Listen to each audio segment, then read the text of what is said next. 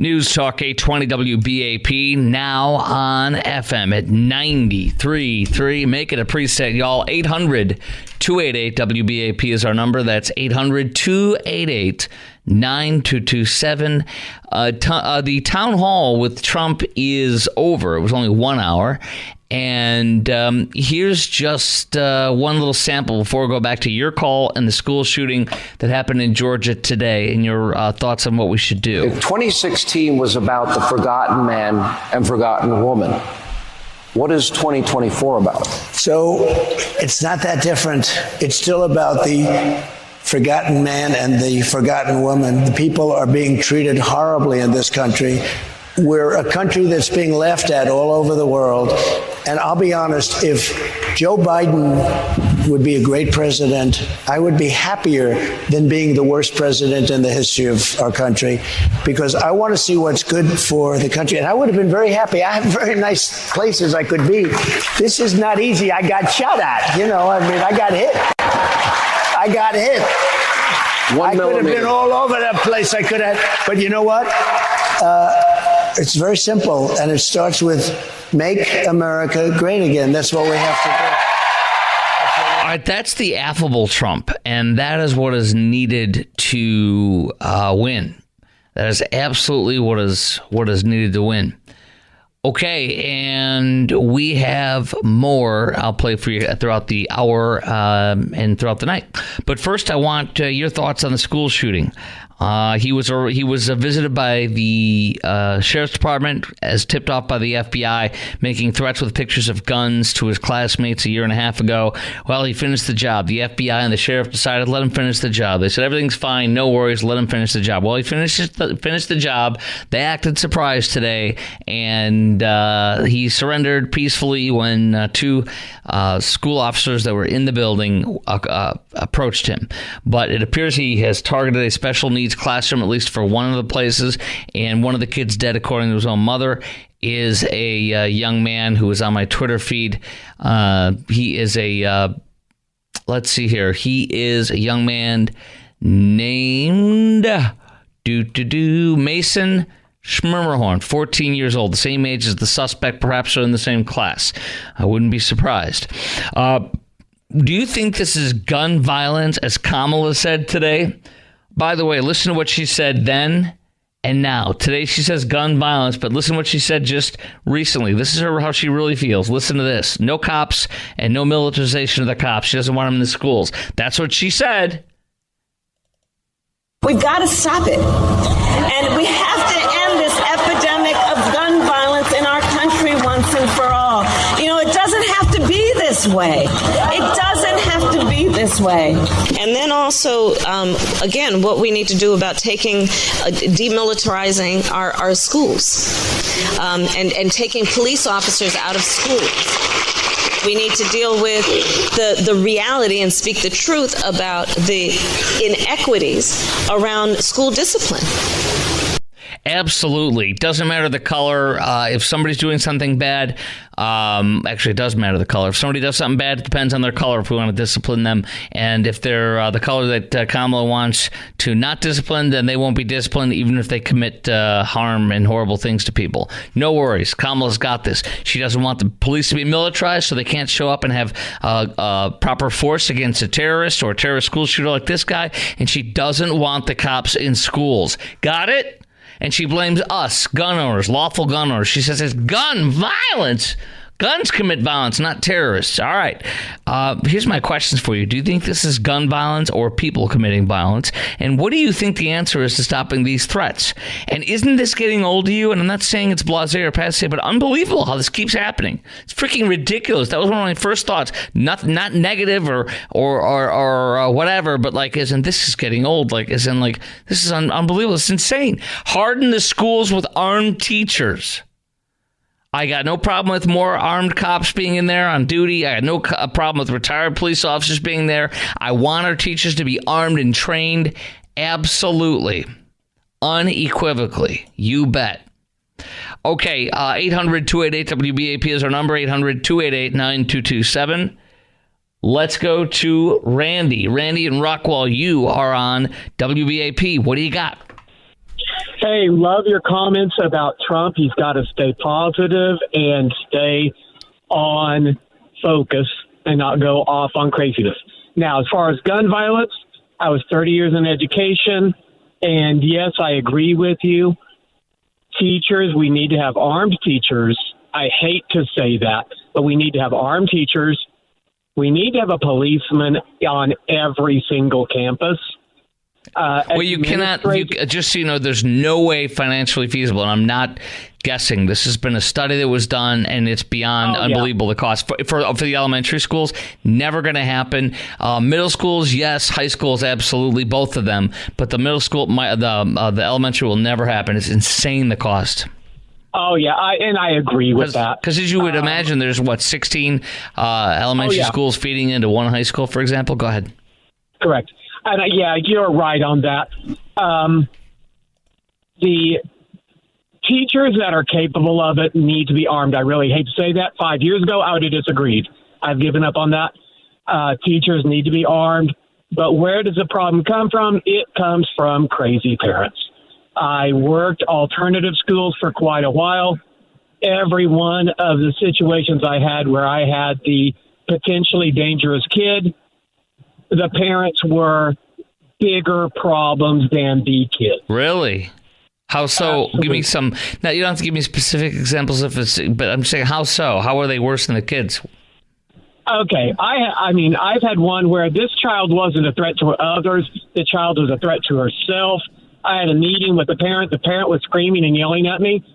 It was the sophomore-age daughter that was having to try to calm down the parent. Oh, my gosh. That daughter was the adult in that family. Was the parent saying what I've heard from parents, teachers before? What did you do to my kid to make them act that way? Yeah, the accusations were, at the time I was actually an administrator, but the comments were about our incompetent teachers. It wasn't the fault of that crazy parent. No. It was the teachers that were the problem on that. And what we need to do is take away guns from lawful owners like you and me. That will solve the problem. No. That's what Kamala said today. Oh, yes, I know. And I don't want to say bad things. Other example is I was the last person in a building. I heard this parent walking down the hallway to my office. She comes in, and I can quote her. This was 20 years ago. I can still quote her. I'm mad. I am sick of this school. I want to talk to somebody, and I've been off of my medications for 4 days. Say that again. I'm mad. I'm tired of this. I'm mad. I'm tired of this school, and I've been off my medications for 4 days. There you go. So what does that mean? You're going to pay? Is that what that means? Oh, yeah. I mean, I looked at her, and I thought, okay, I'm reasonably sure I can take her if I need to. But talked to her for about 10 minutes, calmed her down. I had my phone ready to hit the 911 if I needed, because it was on speed dial on my phone. But I calmed her down after about 15 minutes. But again, it was another one of these. The parent was a worse problem than the child. But my best example, I was a teacher working with a kid. This was a 8th grade kid with sleeve tattoos. And I was like, how on earth do you have tattoos? Wow. It's illegal to have tattoos. Not if your parent gives you permission. And I was like, your mom let you have these? Yeah, and he showed me, like, this one, we got matching tattoos. This is an 8th grade child with matching tattoos with his mom. Oh, wow. And then I was like, that's the mom's friend. That's not the mom's child. That's a friend. Oh yeah. No boundaries. I appease you to get what you want so that you won't act out. I want to please you. You're on a pedestal. You're the parent. Yes. I asked her, how did you afford these things? Tattoos are expensive. And he goes, well, that's what's great.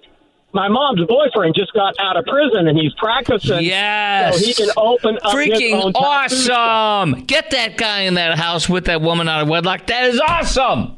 There you go. Well, I wonder why this is happening, and you've answered it, Randy. Yes. Great call tonight. One other thing on that kid. Yeah. One day, he's making a list, and I'm like, what is he doing? I walk over, and I look, and he actually had a title on it. 10 people I will kill this week. And I look the tattooed eighth grader. Yes. Oh, wow. Yes. And I was like, what is this? And I'm talking to him. I'm in my head. I'm rolling around saying, okay, this is immediate. You have to call the principal immediately. Were you on the list? I was number 6 on the list. And I was like, well, I'm your friend. I take care of you. Why am I on the list? And he was like, oh, I'm just joking. I was like, okay, you're not going to, well, these 3 I'm going to kill, but the rest I'm just joking. Yes. Well, or the first 5, just not you. Yeah. That's kind of crazy. Or 1 through 5 and 7 through 10, but not you. Yeah.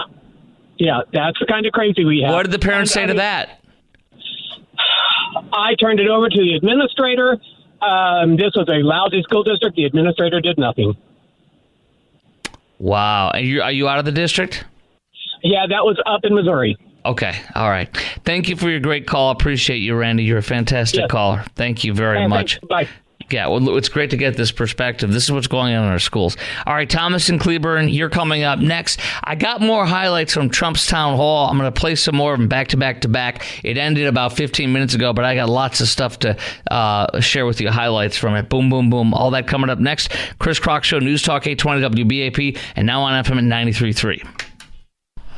News Talk 820 WBAP, now on FM at 93.3. Surprise, surprise, Kamala said it was gun violence today and not, arming teachers or people committing violence that would help. No, it's guns.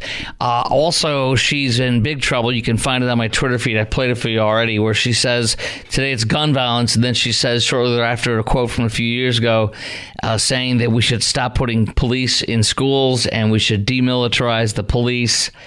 Perfect, Kamala. Take the cops out. Don't let them have military-type gear so they can stop terrorists or go into a school shooting and pop and drop a terrorist. Well said. The problem is people like you and me that have guns. The problem is guns with lawful owners, not terrorists and not people. Do you think this is gun violence or people committing violence? And what do you think is the answer to stopping these? And isn't this getting old to you? Not as in blasé or passé, but as in it's unbelievable how this keeps happening. 800-288-WBAP is our number, 800-288-9227. In a moment, more highlights from Trump's town hall a little earlier tonight on Fox. First, we go to Thomas and Cleburne. Thomas, you're on WBAP. What's up? Not much, bud. That's your local truck driver. Excellent. Yeah, Bubba. Yeah. I just was hoping Georgia throws a book at the parents of this little monster. I hope they do, too. I mean, the sheriff is responsible as well as the FBI because they found out about it. They went to the dad's house and the son there a year and a half ago, and dad said, don't worry, it's all locked up. He has no access to them. Well, here he is finishing the job. He was 13 then, he's 14 now, and he's not lawfully allowed to get a gun, and I don't know where he got it from. We're going to find out, but I agree the parents should be looked at and charged in a lot of these scenarios if possible, any way possible. And I also think that hardening the schools, not with stupid metal detectors or clear plastic, backpacks, those don't work at all. Instead, allow teachers to be armed. And of course, any former police officers that are retired or current police officers, that's great too. But we need teachers armed. Yes, sir. Well, hopefully we'll find out how he got hold of them firearms, and the parents need to, there's some parents up there up north that got the book thrown at them, so they're going to get to sit in prison for their kid killing a couple of students. In Michigan. I hope the same thing happens here, because if he got it from the home, then that's it. And if the parents knew more, then they need to prosecute them if they can in any way. And this kid's going to get the needle. They're trying him as an adult, and if he's convicted, I'm sure he'll get the needle unequivocally, and he should. Go ahead. Bad parenting all the way around, over. I totally agree. I bet you it could have been staved off. Appreciate your call. Thank you. Thank you. And by the way, if he got guns in the dad's house, then that shows the dad never should have had access to those weapons. Those weapons shouldn't have been in the home.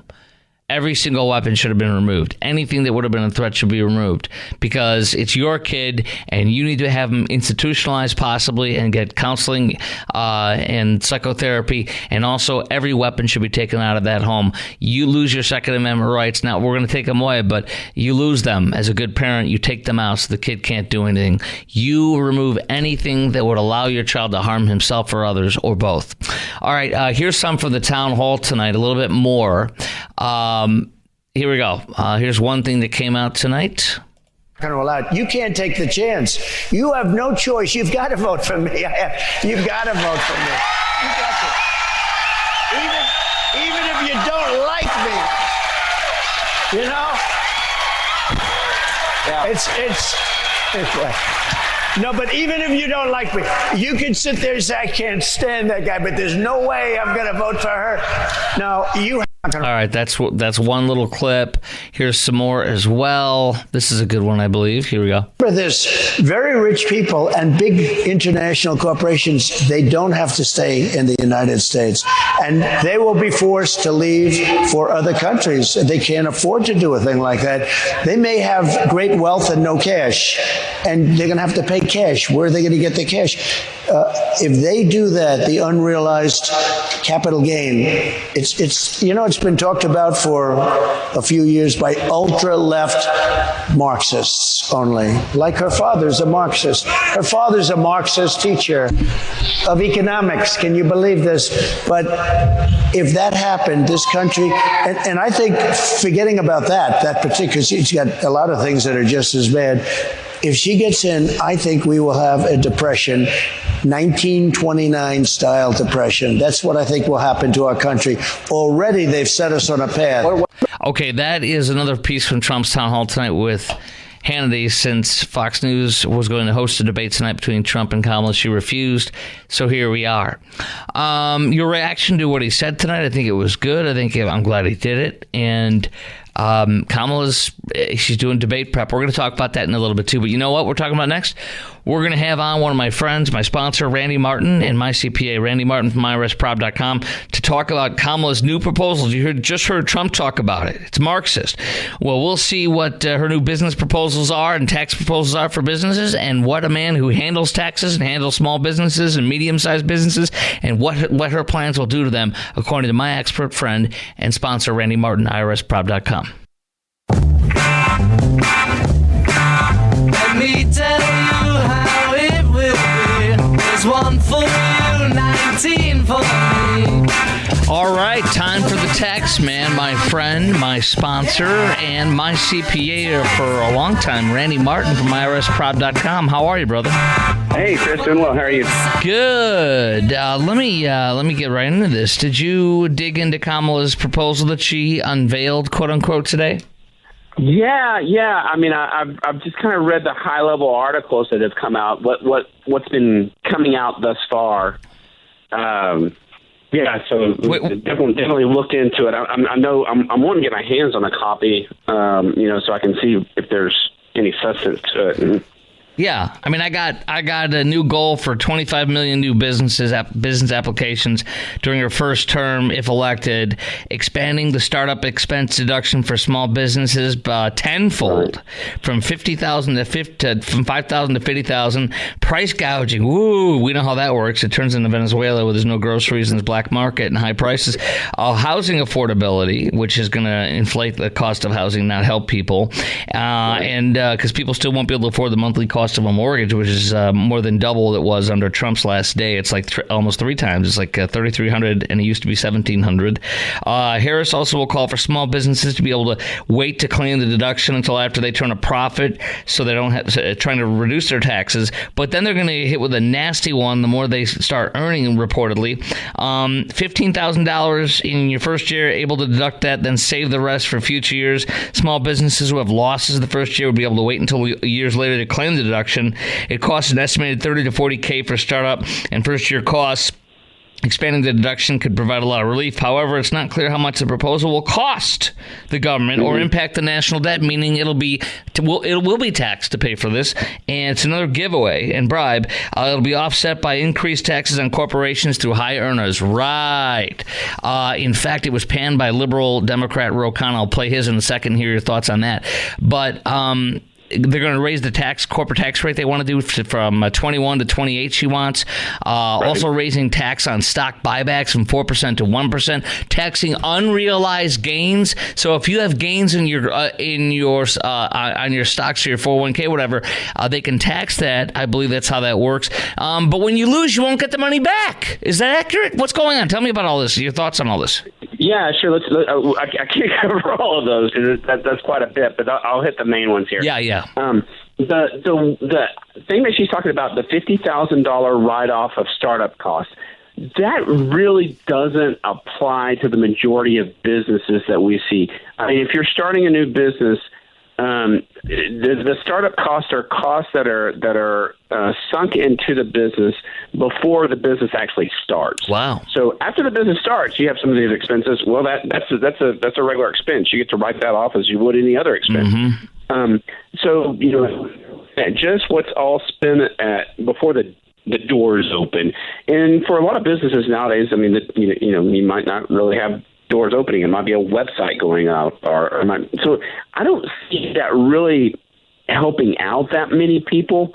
Most businesses, they try, let's say you're opening up a clothing store. You're trying to sell online before you're actually opening up the brick and mortar store usually. Right. So you're already up and you can write all those expenses off already. Good proper tax planning, we've always been able to take advantage of that. The capital gains is a concern. Taking that up, the top capital gains tax rate from 20 to 28%. For most everybody, it's at a 15% rate. She wants to take that up to 20%. That's really bothersome on there. I mean, I think you'll see fewer people trying to invest because of that. It just kind of de-incentivizes that saving behavior or investing behavior.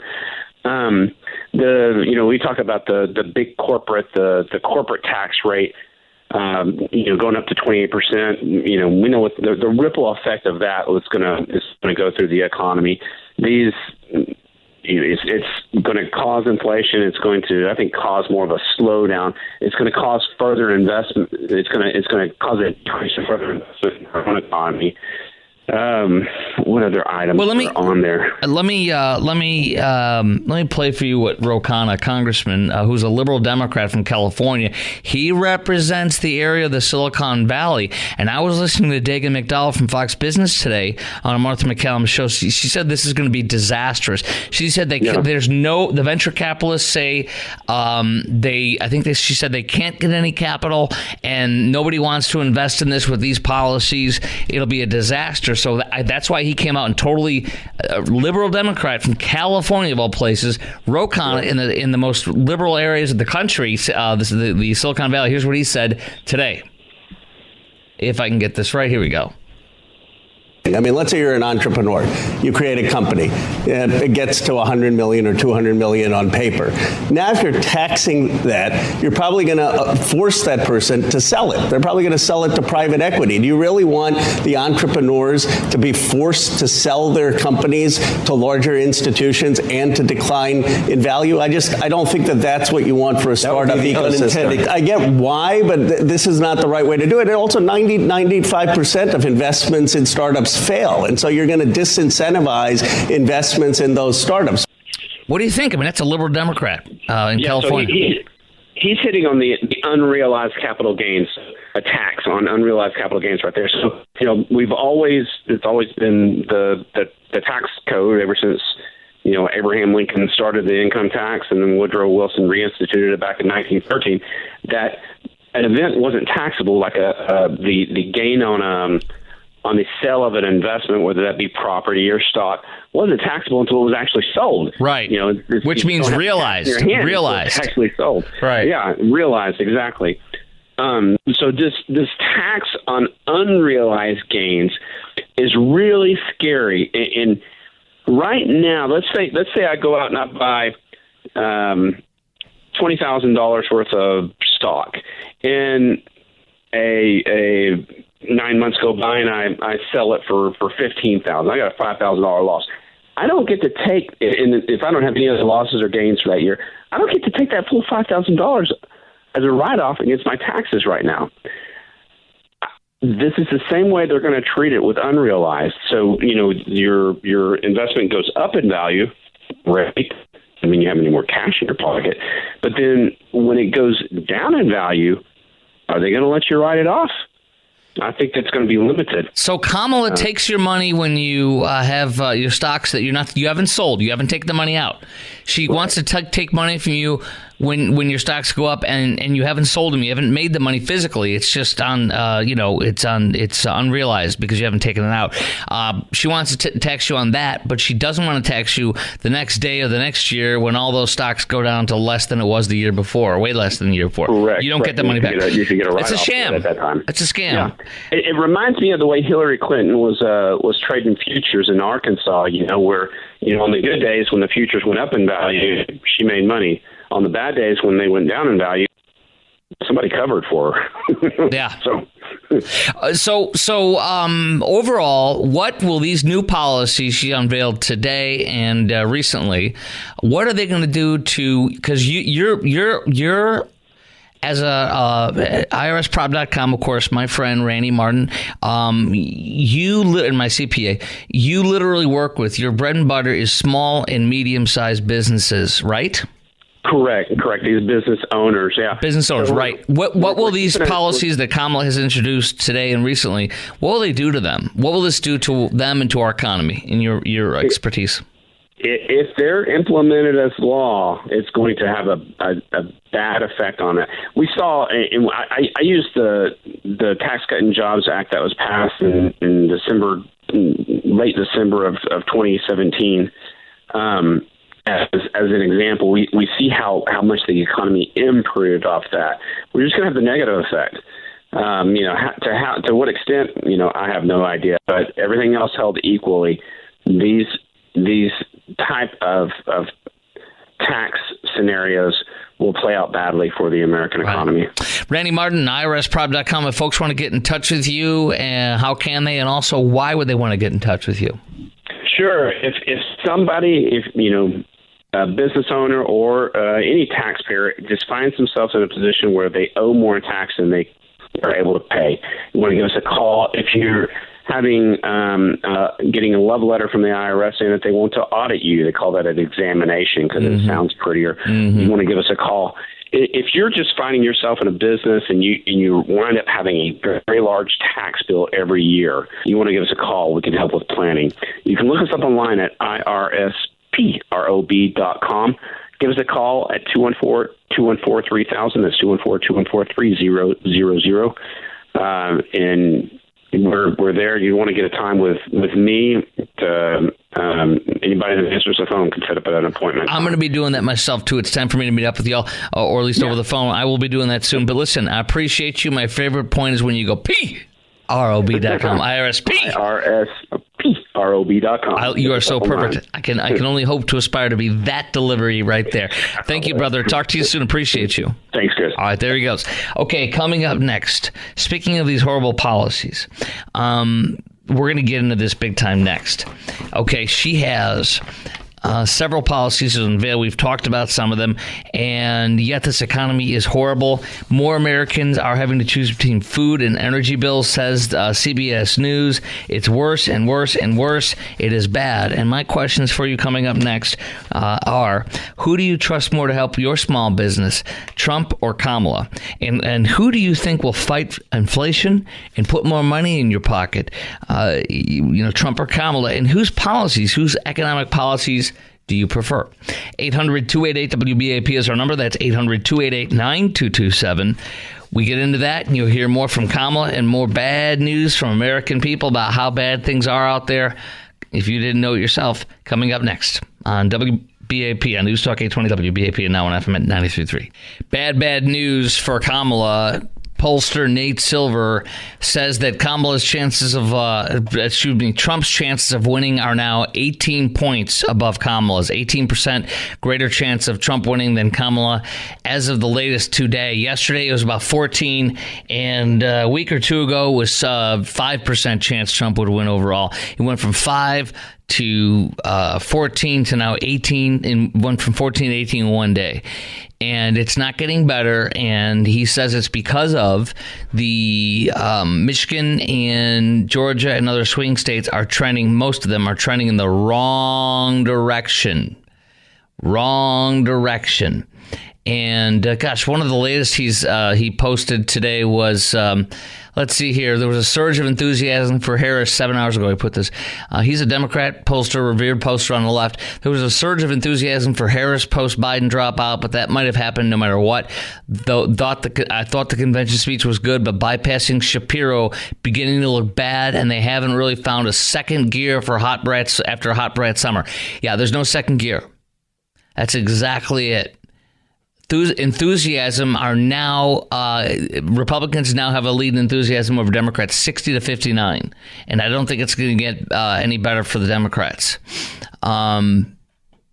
Here's another funny thing he said. I think I'd buy the bull case for Harris a bit more if she hadn't rehired many of the Biden people. You're going to see the same policies, same economic policies. And that's my question for you. As we saw Kamala say in her only interview in 46 days for 16 and a half minutes on CNN, quote, "My values haven't changed," meaning high taxes, high regulations, high entitlement, which means more taxes for us and on us.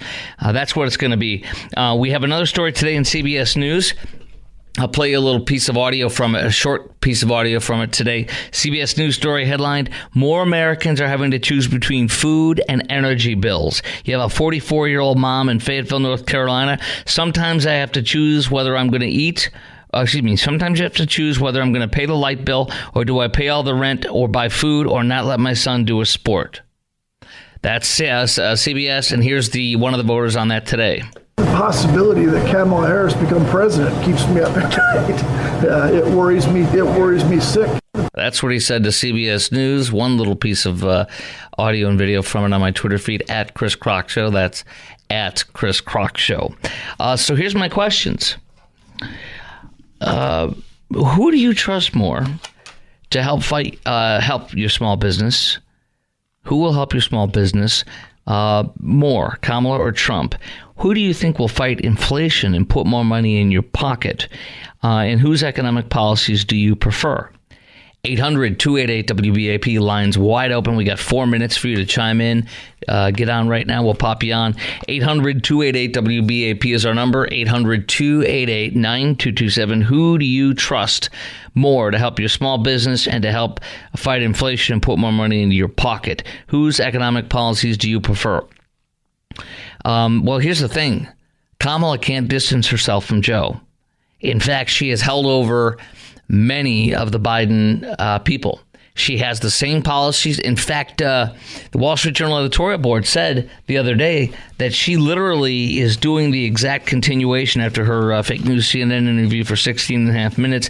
She literally is going to do more of the same. That's literally what they said she said and what she's indicated. She praised Joe Biden, and she's doing great. Joe's doing great. Everything's great. You want more of this? Vote for her. Do you want more? More means inflation was 1.4% under Trump's last day. Today, inflation is double that, and it was actually up 2 years into Biden and Kamala. They made it 9.1%, and they blamed Trump then. They blame Trump now. They blame Trump for everything that is bad, and they say everything good is from them. And you also have high grocery prices that will never go down. You have inflation across the board of everything, insurance, home, groceries, electricity, across the board. It's 20% of a tax that Joe Biden and Kamala Harris have put on you with their economic policies that would continue. Second of all, look at this.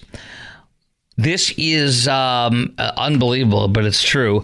Kamala Harris, according to Politico, the leftist news magazine, Politico says that Kamala Harris was put in charge of the Harris-Biden administration's $42 billion plan for expanding internet service. It has been over 1,000 days, and how many homes has she connected to broadband in rural areas? 0 people have been connected in 4 years. 0 projects are underway, and 0 results to show, according to the Politico. Here's what they highlighted in the story just yesterday. 2021 infrastructure law that Kamala and Joe passed. Tens of billions of dollars intended to help rural parts of the country like Southwest Virginia, but mounting political snags will mean the administration will have virtually nothing to show for their government massive government spending program. 4 years later, nothing. They connected no one. Nothing has started. There's also little chance, Politico says, that communities across the country will see any results until 2025 at the soonest. Well past Biden's time in office, and no chance at all before November's election. 4 years, and now add another year. 5 years, and you spent billions of dollars to connect people. Kamala was in charge. Not one person, not one home, not one thing started. That's Kamala. That's every dollar she steals from you and pays you and puts it on your back for taxes, and nothing happens. Just like their energy program for chargers for electric vehicles, they built 8 chargers at a cost of, what was it? Was it $42 billion? They have 8 chargers to show for, something like that. It's insane. 8 chargers in 4 years and $42 billion. This woman will destroy this country and destroy you, and she will keep the illegal invasion, make them citizens, and continue to stamp and allow them to come in to invade this country and take over. Coming up next on the Chris Krok Show on News Talk 820 WBAP. Could not wait to get into this. The Harris campaign is dodging her EV mandates, forcing you and me to buy EVs we don't want. She is not saying if she still supports reparations that she supported 4 years ago. She hasn't said no. She won't clarify whether she still supports reparations. Unbelievable. And the question we'll get into is, do you agree with her EV mandates and reparations that Kamala supports? Do you trust her on any of her positions? What has she done to show you that she really has changed? And what issues has she flip-flopped on? And which ones is she sticking to? You don't know. Nobody knows. Nobody knows who this woman is or what she does or what she stands for, but her values haven't changed. That is next on the Chris Krok Show on WBAP. Do not miss all the latest on every policy she's flip-flopped on, and which one do you believe her on, which one do you not believe her on. 800-288-WBAP is our number.